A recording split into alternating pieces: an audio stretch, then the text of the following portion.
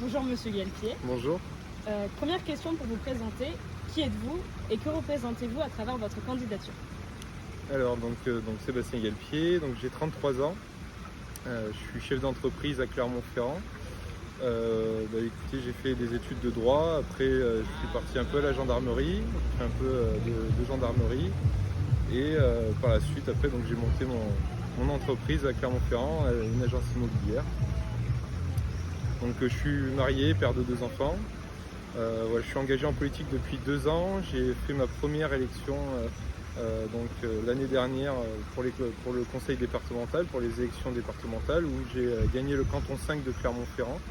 Donc c'était une chose qui était assez saluée, parce que c'est la première fois en presque 30 ou 40 ans qu'un canton clermontois passe à droite de façon nette.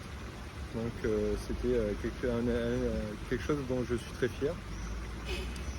Et du coup, ma candidature, elle s'inscrit dans le prolongement de cette victoire. Donc ce qu'on souhaite montrer, c'est qu'à Clermont-Ferrand et sur la première circonscription, la droite a encore des choses à dire.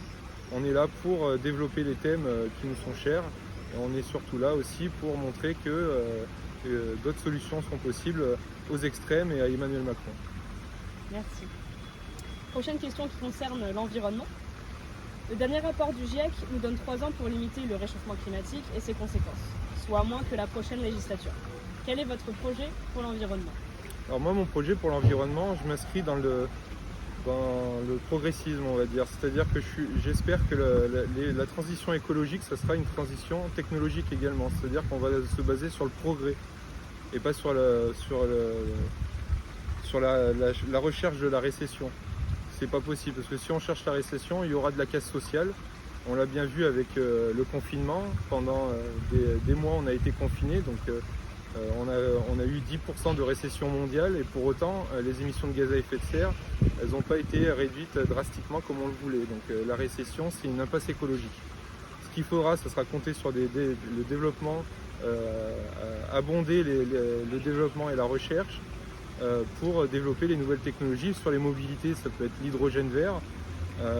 Pour la production d'électricité, il faudra continuer de compter sur le nucléaire en France, parce que c'est ce qui est le plus abondant aujourd'hui, le moins cher, et c'est ce qu'on sait faire de mieux, et c'est surtout une énergie qui est décarbonée, contrairement à l'Allemagne qui a enlevé sa production de nucléaire au profit du charbon.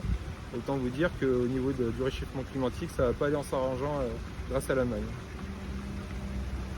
Prochaine question qui concerne la santé publique. Alors, pour contextualiser un petit peu, diverses études estiment que 10 à 20% des personnes de sexe féminin de plus de 16 ans ont été touchées par la précarité menstruelle au cours de leur vie, majoritairement au cours du lycée et des études supérieures. Quelle est votre vision sur ce sujet?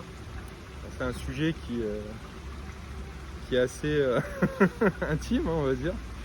Je vous avoue que je n'ai pas été confronté au problème, mais pour autant c'est quelque chose qui doit être pris à bras le corps par le politique, parce que c'est vrai que c'est quelque chose qui touche toutes les femmes.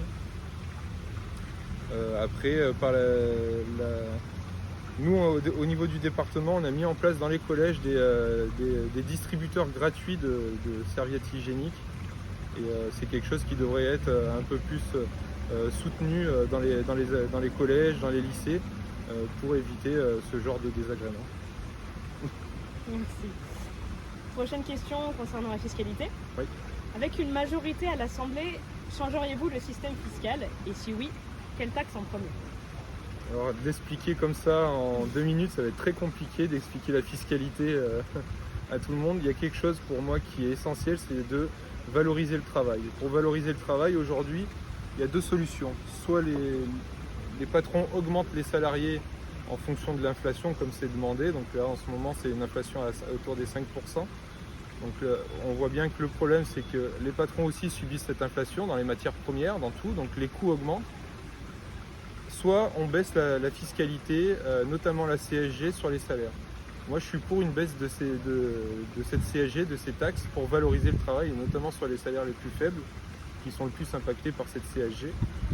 Donc, pour moi, la fiscalité, elle doit valoriser le travail, et ça va par une baisse des charges sur les salaires, pour que le net se rapproche le plus possible du brut. Merci. Prochaine question sur l'international.